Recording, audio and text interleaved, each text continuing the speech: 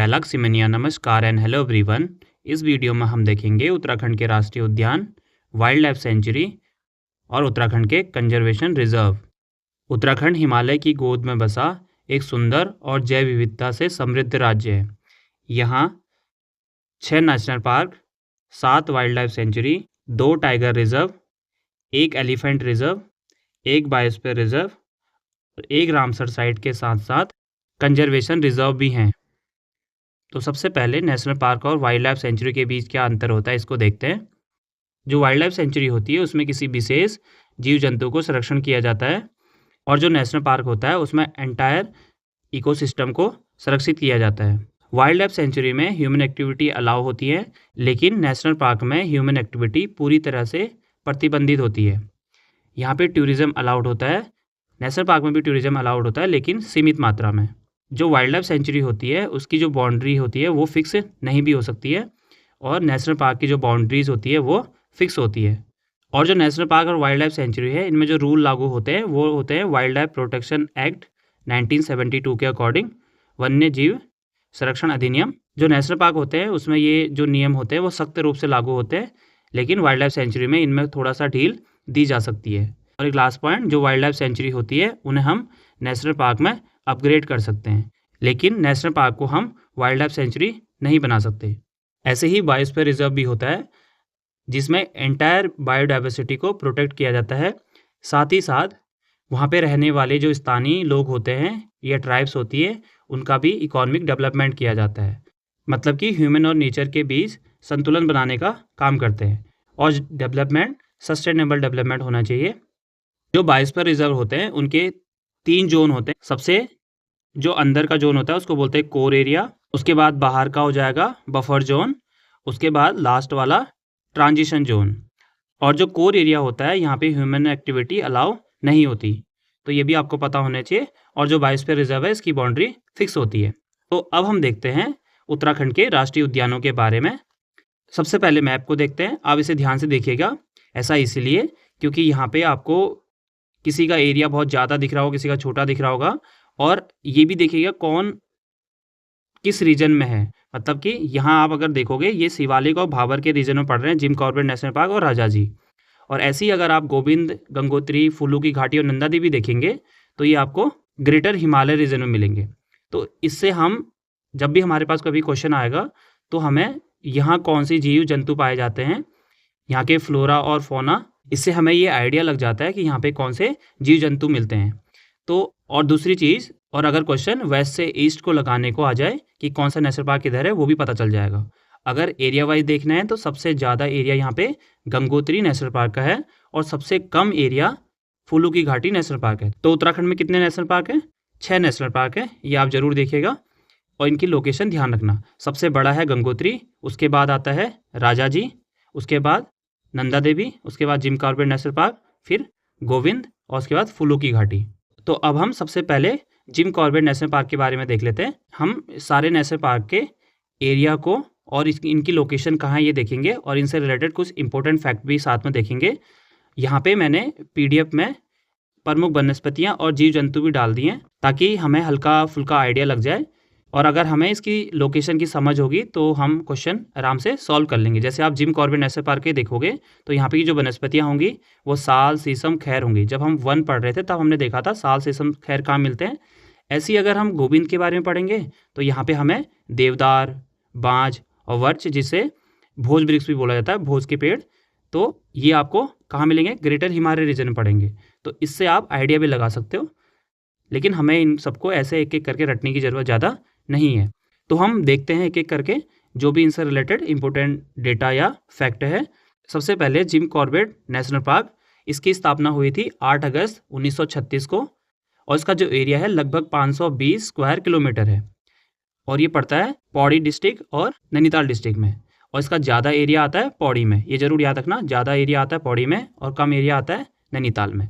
और इसका जो मुख्यालय है या हेडक्वार्टर है वो पड़ता है कालाढूंगी, जो कि नैनीताल डिस्ट्रिक्ट के रामनगर में आता है। और इस नेशनल पार्क का जो प्रमुख प्रवेश द्वार है जहाँ पे एंट्री करते हैं उसका नाम है ढिकाला, वो भी रामनगर में ही पड़ता है। तो जब इस राष्ट्रीय उद्यान की स्थापना की गई थी तब इसका नाम था हैली नेशनल पार्क और आज़ादी के बाद 1952 में इसका नाम हो गया रामगंगा नेशनल पार्क और 1957 में इसका नाम फिर से बदल करके जिम कॉर्बेट नेशनल पार्क रख दिया गया।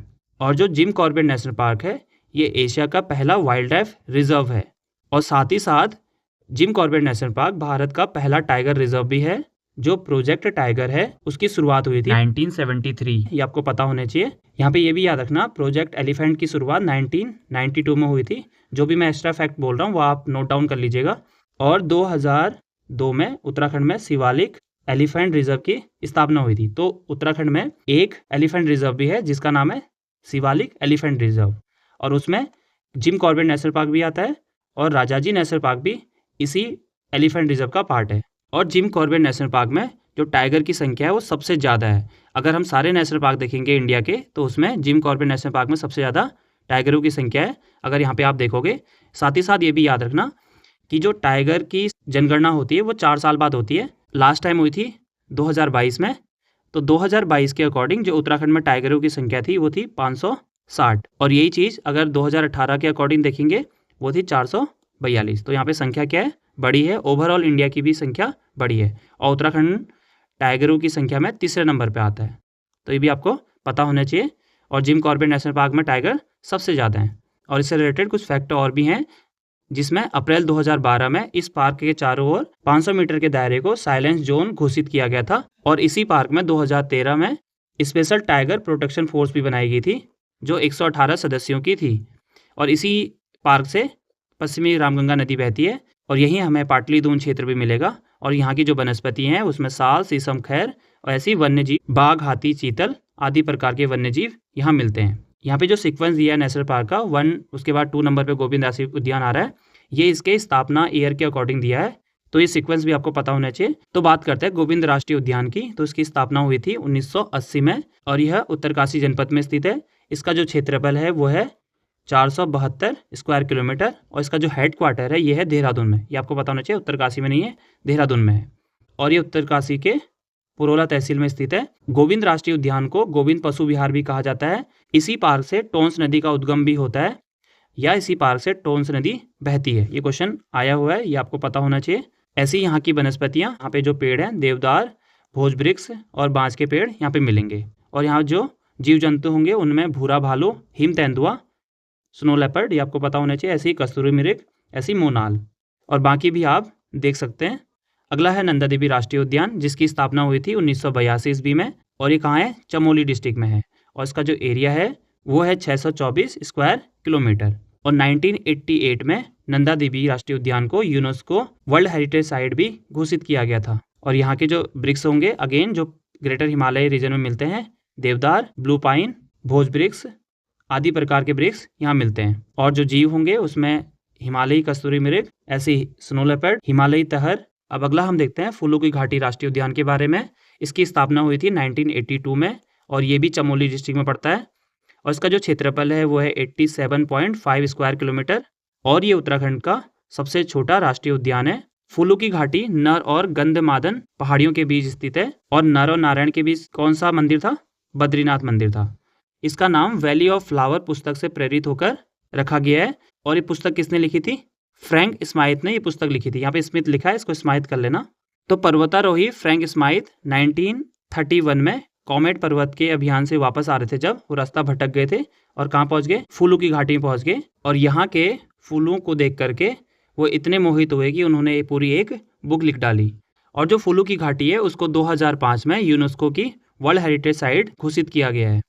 तो नेशनल पार्क में नंदा देवी और फूलों की घाटी 2 वर्ल्ड हेरिटेज साइट है यूनेस्को की, ये भी आपको ध्यान रखना है। और फूलों की घाटी से पुष्पावती नदी बहती है। फूलों की घाटी को स्कंद पुराण के केदार खंड में नंदन कानन बोला गया है।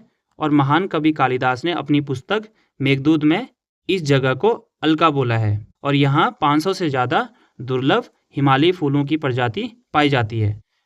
और अगर जीव जंतु में देखा जाए तो यहाँ पे मिलते हैं कस्तूरी मृग, हिमालयी काला भालू और कई प्रकार की तितलियाँ भी यहाँ मिलती हैं। अगला है राजाजी राष्ट्रीय उद्यान। इसकी स्थापना हुई थी 1983 में और ये 3 जनपद में आता है, देहरादून, हरिद्वार और पौड़ी में। इसका जो क्षेत्रफल है वह है 820 स्क्वायर किलोमीटर। अब यहाँ पे एक और चीज़ याद रखना कि जो उत्तराखंड का पहला वन्यजीव विहार था उसका नाम था मोतीचूर वन्यजीव विहार, जिसकी स्थापना हुई थी 1935 में, और जो जिम कॉर्बेट नेशनल पार्क था उसकी 1936 में। और मोतीचूर वन्यजीव विहार, राजाजी वन्यजीव विहार और चिल्ला वन्यजीव विहार, इसको चिल्ला करना क्योंकि अगर आप इसकी वेबसाइट देखोगे तो इसकी स्पेलिंग होगी CHILLA। इन तीनों वन्यजीव विहार को मिला करके इस राष्ट्रीय उद्यान राजाजी राष्ट्रीय उद्यान की स्थापना की गई है। और इस उद्यान का नाम राजाजी भारत के अंतिम गवर्नर जनरल C राजगोपालाचारी, जिन्हें प्यार से राजाजी बोला जाता था, उनके सम्मान में रखा गया है। लगभग 24 किलोमीटर गंगा नदी बहती है इस पार्क में, और यहाँ हाथियों की संख्या सर्वाधिक है उत्तराखंड के अकॉर्डिंग। और हमने देखा था जो एलिफेंट रिजर्व है, शिवालिक एलिफेंट रिजर्व, उसका पार्ट राजाजी नेशनल पार्क भी है। और राजाजी नेशनल पार्क 2015 में भारत का 28वां टाइगर रिजर्व और उत्तराखंड का दूसरा टाइगर रिजर्व बना। फिर यहाँ के जो पेड़ होंगे वो हम देख रहे हैं शिवालिक और तराई भाबर के रीजन में है, तो यहाँ पे साल, खैर, शीशम आदि पेड़ मिल जाएंगे। और यहाँ पे जो जीव जंतु हैं हाथी, बाघ, चीतल। और लास्ट उत्तराखंड का सबसे बड़ा नेशनल पार्क, उसका नाम है गंगोत्री नेशनल पार्क। इसकी स्थापना हुई थी 1989 में और यह है उत्तरकाशी जनपद में। इसका क्षेत्रफल है 2390 स्क्वायर किलोमीटर। और यहाँ से भागीरथी और भागीरथी की जितनी भी सहायक नदियाँ हैं वो इसी नेशनल पार्क का पार्ट है। और ये राष्ट्रीय उद्यान गोविंद राष्ट्रीय उद्यान और केदारनाथ वन्यजीव अभ्यारण्य के बीच एक ग्रीन कॉरिडोर का निर्माण करता है। और यहाँ के जो पेड़ हैं उसमें देवदार, स्प्रूस, ओक के वृक्ष शामिल हैं। और यहाँ जीव जंतु अगेन वही मिलेंगे जो ग्रेटर हिमालय के जितने भी नेशनल पार्क है उनमें दिखेंगे, हिम तेंदुआ, हिमालयी तहर, कस्तूरी मृग, मोनाल आदि। अब उत्तराखंड में जो एक बायोस्फीयर रिजर्व है उसको देखते हैं। उसका नाम है नंदा देवी बायोस्फीयर रिजर्व। इसकी स्थापना हुई थी 1988 में और ये बायोस्फीयर रिजर्व चमोली, बागेश्वर और पिथौरागढ़ जनपद में स्थित है। यहाँ पे ध्यान रखना, जो बायोस्फीयर रिजर्व होते हैं नेशनल पार्क की तुलना में इनका जो एरिया होता है काफ़ी ज़्यादा होता है। और नंदा देवी बायोस्फीयर रिजर्व का जो पार्ट है वो नंदा देवी राष्ट्रीय उद्यान तो है ही, नेशनल पार्क तो है ही, साथ ही साथ फूलों की घाटी नेशनल पार्क भी इसी का पार्ट है। साथ ही साथ जो यूनेस्को का MAB, जिसको मैन एंड बायोस्फीयर प्रोग्राम बोलते हैं, नंदा देवी बायोस्फीयर रिजर्व इसका भी पार्ट है। भारत में वैसे 18 बायोस्फीयर रिजर्व है, जिनमें से 12 बायोस्फीयर रिजर्व MAB प्रोग्राम के पार्ट है। उनमें से एक है नंदा देवी बायोस्फीयर रिजर्व। अब हम देखते हैं उत्तराखंड के वन्यजीव अभ्यारण्य के बारे में। तो अगर आप मैप में देखोगे तो सबसे ज़्यादा एरिया है केदारनाथ का और सबसे कम है मसूरी का। और कितने हैं टोटल? 7 वाइल्ड लाइफ सेंचुरी हैं, जिनमें गोविंद नेशनल पार्क भी था और गोविंद वाइल्ड लाइफ सेंचुरी भी है। और ये ध्यान रखना, जो नेशनल पार्क होता है उसका area generally wild life sanctuary से कम होता है। और Govind wild life sanctuary Uttarakhand का सबसे पुराना वाइल्ड लाइफ सेंचुरी है और जो नंदौर वाइल्ड लाइफ सेंचुरी है सबसे नया है, 2012 में इसकी स्थापना हुई थी। तो जो पहला वाइल्ड लाइफ सेंचुरी होगी उसका नाम है गोविंद वन्यजीव अभ्यारण्य। इसकी स्थापना हुई थी 1955 में और इसका जो क्षेत्रफल है वो है 485 स्क्वायर किलोमीटर, लगभग 486 स्क्वायर किलोमीटर। हर की दून क्षेत्र इसी रीजन में आता है। और वृक्ष में भोजपत्र, देवदार, जो कि हम पहले देख चुके हैं। ऐसी जीव जंतु भी इनकी लोकेशन के अकॉर्डिंग ही होंगे, इन्हें आप बाद में PDF से भी देख सकते हैं। फिर अगला है केदारनाथ, जो कि उत्तराखंड का सबसे बड़ा अभ्यारण्य है और इसकी स्थापना हुई थी 1972 में। और इसका जो क्षेत्रफल है सभी वाइल्ड लाइफ सेंचुरी में सबसे ज़्यादा है, वो है 975 स्क्वायर किलोमीटर। और इस वाइल्ड लाइफ सेंचुरी की स्थापना कस्तूरी मृग के संरक्षण हेतु की गई थी। ये आपको पता होना चाहिए, ये क्वेश्चन भी आया हुआ है पहले से ही। और यहाँ की वनस्पतियाँ और ऐसे ही यहाँ जो जीव जंतु पाए जाते हैं उसमें स्नो लेपर्ड, मोनाल, गोल्डन ईगल। अगला है अस्कोड वन्यजीव अभ्यारण्य। इसकी स्थापना हुई थी 1986 में। इसका जो एरिया है लगभग 600 स्क्वायर किलोमीटर है और यहाँ कस्तूरी मृग की संख्या सबसे ज़्यादा है। और इस नेशनल पार्क की स्थापना भी कस्तूरी मृग के संरक्षण के लिए ही किया गया है। और ऐसे ही आप वनस्पति और जीव जंतु को भी देख सकते हो। अगला है सोना नदी वन्यजीव अभ्यारण्य। इसकी स्थापना हुई थी 1987 में और इसका जो क्षेत्रफल है वह है 301 स्क्वायर किलोमीटर। और सोना नदी wild life sanctuary project elephant का हिस्सा भी है राजाजी नेशनल पार्क के साथ। तो जो शिवालिक एलिफेंट रिजर्व है उसके अंदर सोना नदी वाइल्ड लाइफ सेंचुरी भी आएगा। और ऐसे ही यहाँ जो वनस्पति पाई जाती है उसमें साल, शीशम और वन्यजीव में बाघ, हाथी, मगरमच्छ, ये भी आप साथ साथ में ध्यान रखिएगा। अगला है विंसर वन्यजीव अभ्यारण्य, जो कि अल्मोड़ा में है। बाकी जो मिस हो गए हैं उनका आप देख लीजिएगा, इसमें लिखा हुआ ऑलरेडी है कि जो सोना नदी है पौड़ी गढ़वाल में है। ऐसे ही अगर आप अस्कोट को देखोगे पिथौरागढ़ में है। केदारनाथ वन्यजीव अभ्यारण्य चमोली और रुद्रप्रयाग में है और जो गोविंद है वो है उत्तरकाशी में। तो हम देख रहे हैं विंसर के बारे में। तो जो विंसर वन्यजीव अभ्यारण्य है उसकी स्थापना हुई थी 1988 में। इसका जो क्षेत्रफल है वो है 45.59 स्क्वायर किलोमीटर। और यहाँ जो वनस्पतियाँ मिलती हैं उसमें देवदार, चीड़, बुरांस हो गए। ऐसी जंतुओं में तेंदुआ, उड़ने वाली गिलहरी और मोनाल, ऐसी बाकी भी हैं। अगला है मसूरी वन्यजीव अभ्यारण्य। इसे बिनोग वन्यजीव अभ्यारण्य भी बोला जाता है, इसे ध्यान रखना। इसकी स्थापना हुई थी 1993 में और ये उत्तराखंड का सबसे छोटा वन्यजीव अभ्यारण्य है और उसका क्षेत्रफल है 10.82 स्क्वायर किलोमीटर। और लास्ट है नंधौर वन्यजीव अभ्यारण्य, जो कि उत्तराखंड का सभी वन्यजीव अभ्यारण्यों में सबसे नया है। इसकी स्थापना हुई थी 2012 में और जो क्षेत्रफल है 270 स्क्वायर किलोमीटर है और ये नैनीताल और चंपावत डिस्ट्रिक्ट में पड़ता है। तो ये हमने देखी वन्यजीव अभ्यारण्य के बारे में। अब हम देखते हैं उत्तराखंड के संरक्षण रिजर्व के बारे में। इनमें हम 4 संरक्षण रिजर्व पढ़ेंगे। पहला है इसमें आसन वेटलैंड, दूसरा है झिलमिल झील, तीसरा पवलगढ़ जिसको सीतावनी भी बोलते हैं, इसका नाम चेंज हो गया है, सीतावनी हो गया है। और ऐसे ही Nanda Devi Himalayan bird conservation reserve, Nanda Devi Nainital में, याद रखना।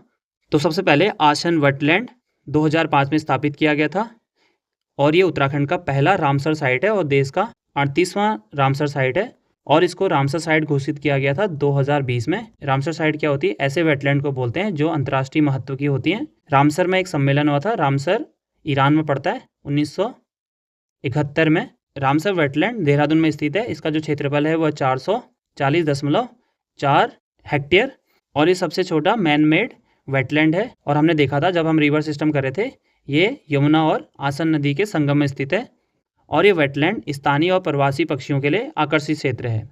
इस वेटलैंड में साइबेरिया से भी पक्षियाँ आती हैं। साथ ही साथ यहाँ कई वैश्विक रूप से संकटग्रस्त पक्षियाँ भी पाई जाती हैं। अब दूसरा है झिलमिल झील के बारे में। इसकी स्थापना हुई थी 2005 में। इसका जो आकार है थालीनुमा है और ये हरिद्वार जनपद में स्थित है और गंगा नदी के बाएं तट में स्थित है। और ये क्षेत्र विशेष रूप से स्वैम्प डियर के लिए आदर्श है, ये भी आपको पता होना चाहिए। ये आइडियल हैबिटेट है फॉर स्वैम्प डियर। और तीसरा है पवलगढ़ संरक्षण रिजर्व, जिसका नाम चेंज कर करके सीतावनी संरक्षण रिजर्व कर दिया गया है और इसकी स्थापना हुई थी 2012 में और ये कहाँ है? नैनीताल डिस्ट्रिक्ट में। और इसका जो क्षेत्रफल है वो लगभग 5800 हेक्टेयर है। लास्ट है नैना देवी हिमालयन बर्ड संरक्षण रिजर्व। इसकी स्थापना हुई थी 2005 में और ये कहाँ है? ये भी नैनीताल डिस्ट्रिक्ट में है। और इस संरक्षण क्षेत्र में हिमालय क्षेत्र के कई प्रकार की पक्षियों की प्रजातियां पाई जाती हैं। साथ ही साथ आपको एक और पॉइंट याद रखना है, गोविंद बल्लभ पंत उच्च स्थलीय प्राणी उद्यान, इसकी स्थापना हुई थी 1935 में और ये पड़ता है नैनीताल में। यहीं पे नैनीताल जू भी आपको मिलेगा और यहाँ पे यहाँ की प्रमुख वन्य जीवों के बारे में लिख रखा है, ये भी आप देख सकते हैं। साथ साथ कुछ इंपॉर्टेंट फैक्ट है जिनमें से हम कुछ पहले देख चुके हैं, जैसे कि 1972 में केदारनाथ वन्यजीव अभ्यारण्य की स्थापना हुई थी कस्तूरी मृगों के संरक्षण के लिए। 1977 में कस्तूरी मृग अनुसंधान केंद्र की स्थापना हुई थी महरूड़ी में, जो पड़ता है बागेश्वर में। ऐसी ही कस्तूरी मृग प्रजनन एवं संरक्षण केंद्र की स्थापना हुई थी 1982 में चमोली के कांचुला खर्क में। और टाइगर वॉच योजना शुरू हुई थी 1991 से 1992 में।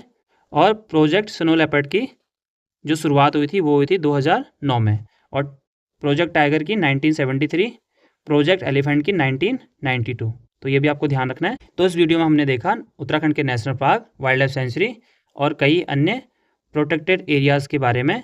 तो इस वीडियो में इतना ही है, मिलते हैं अगली वीडियो में।